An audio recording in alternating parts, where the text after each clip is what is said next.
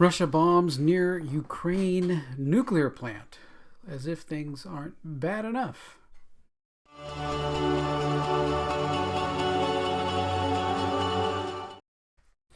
Hey there, this is Tom. Tom's Talk Show. Almost said Tom's Tech Show. That's my other channel. I just posted a video about keeping track of your budget in a Google spreadsheet over there. And I'm gonna start doing some stuff on Twitch. I got games and stuff I want to play and share and stuff like that. Just trying to expand. You know, you can't do one thing. Okay, I got a day job, 2 YouTube channels, Twitch. Okay, I think I'm done. Okay. Well, no, I have another side job too. Okay. Well, anyway, too much stuff going on. So today we're seeing that combat Ukraine nuclear plant adds radioactive dangers.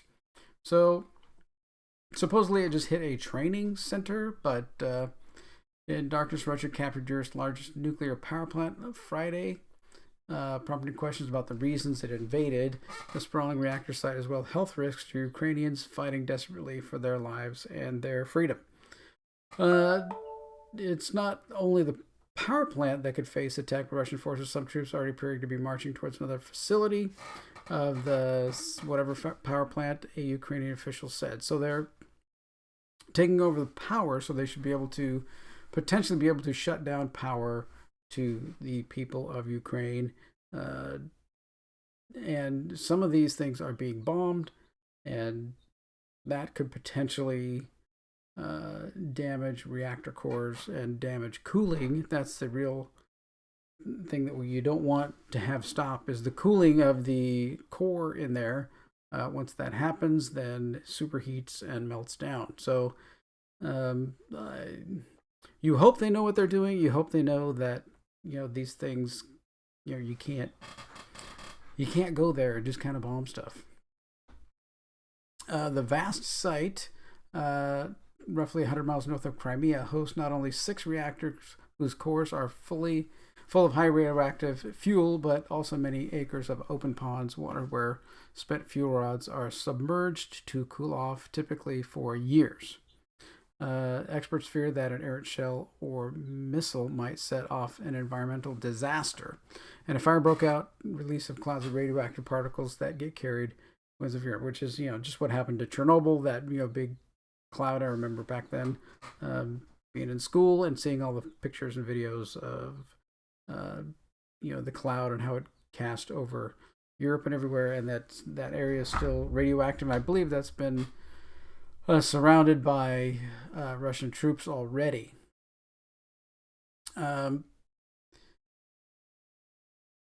think, you know, there's a point where, you know, with oil prices and everything going crazy and energy prices going crazy, there's a point where the United States has to start moving back to producing its own energy. The strategic oil reserve is not an answer. That's going to provide like a few days worth of fuel, drop the price of gas probably a penny.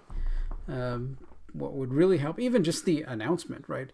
All oil drilling and oil production, you know, is going to be strategically, you know, lifted in the United States to provide for, you know, gas prices, support, you know, the European countries and stuff, and just say this is what we're going to do. It won't be, you know, to try and appease the green people, because that's what all this is about, and has started, you know, all this. Why we're paying so much for gas to initially is because, you know, the green people, the climate change people are pressuring the president, and he's like their puppet. He's like, what do you want to do? Here, let me stick my hand up here. Oh, here we go. Let's go do this over here. Do this over here. Whatever, you know. And he's like, yes, whatever. Huh? What did you say? So until we get rid of him, or get a Congress, a House and Senate that has some better ideas about how to manage this, which would be, you know, November, and then come into office, you know, next year, you know, that might be too late, right? I mean, if oil keeps going up in price like it is, then eventually the system will just crumble and it won't work anymore. So you know, we needed to go down, and we needed to go down now.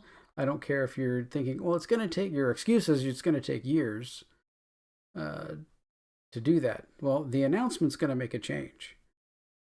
Oil companies can probably ramp this stuff up faster than you can think because they were just doing it last year.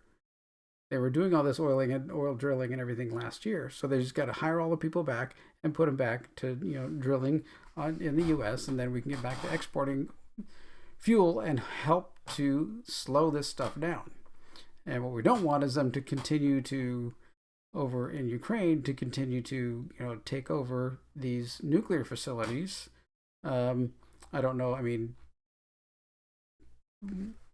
it potentially could be, it's a nuclear facility and they could bring a nuclear, a small yield nuclear device in there and, launch it off inside the nuclear facility and say, oh, it was just the nuclear thing went bad, when actually it was them, releasing a bomb and destroying a huge area. So, all kinds of things can go on here. And we need to really rethink what our energy plan is and get back to, I think everyone who understands the situation is basically screaming, let's get back to drilling, let's get back to pipelining, let's get back to all these things. And even just the announcement that it's all going to come back will do huge wonders. The stock market will go crazy, oil companies, will do better. And that's going to drive, the fear of everything, is going to help to drive, get rid of that fear and help to drive gas prices down sooner rather than, just continuing on the broken path that we're on. But I'm just a guy in my bedroom with a camera and a microphone, and somehow I have a better grasp on what's going on than the president. So, my opinion, but yeah. It's crazy. So, what do you think? Is this going to be a problem with them bombing and attacking these nuclear facilities? They got close. If they hit something, it may just be, may cause a huge problem over there and for Europe with, fallout and everything else. So, like I said, the best thing I think we can do is open up production and get some more energy going. We're not going green tomorrow. We're going to go green 20, 30 years. We'll be fine. Trust me. All right. Thanks for watching, and keep looking at this situation. And it isn't getting any better, and it just seems to escalate on the other side over and over, no matter what. So hopefully we'll be through it soon, and the Ukrainians can have their country, or maybe not. Maybe, it's going to be the end result may just be they get overwhelmed and it turns into just guerrilla warfare for decades. It's going to be like Vietnam, Russia's going to be there and the other countries are going to be feeding weapons in, just for years and years, but which is just going to mean more death and more life lost. And that's the real unacceptable part on both sides. I don't want Russians losing their lives for this. I don't want Ukrainians losing their lives for this. You would think that, I saw the meme, we took, all of these, Aunt Jemima off the bottle or something like that. Why don't we have world peace? Because that isn't the problem. That was never a problem. So, all right, well, thanks for watching, and listen to me ramble and get out, frustrations, as I think we all have right now. All right, take care.